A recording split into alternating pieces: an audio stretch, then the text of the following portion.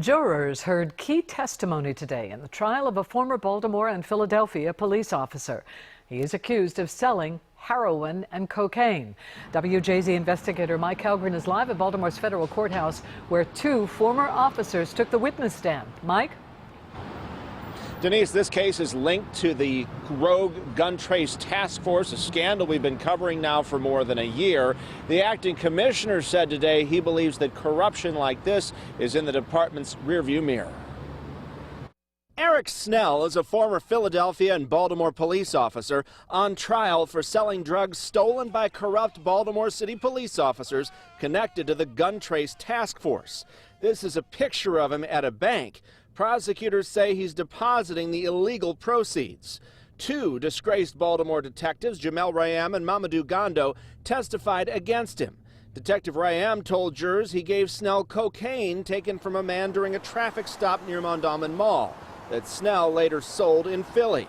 Acting BPD Commissioner Gary Tuggle was in court for some of that testimony. It's clear that they were running a criminal enterprise, and I think you'll see more of that evidence come out.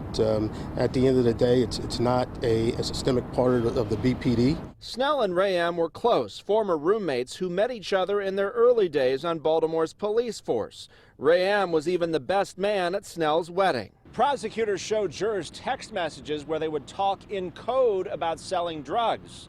9 tickets to the O's game meant 9 ounces of cocaine. The prosecutor said in his opening statement, this isn't a case against all police officers. It is a case about drug dealers who hid behind their uniforms and badges. Detective Mamadou Gondo took the stand, saying he also knew of the plot to sell Snell drugs. He spoke of the depth of corruption on the force, saying it was a culture thing. Money was taken to build trust among officers. The men and women of the agency find this type of activity, abhorrent. Detective Rayam testified that he sold the cocaine to help pay off his gambling debts, but in the end, and now facing years in prison, he said it just wasn't worth it. Live at the federal courthouse, Mike Helgren, WJZ.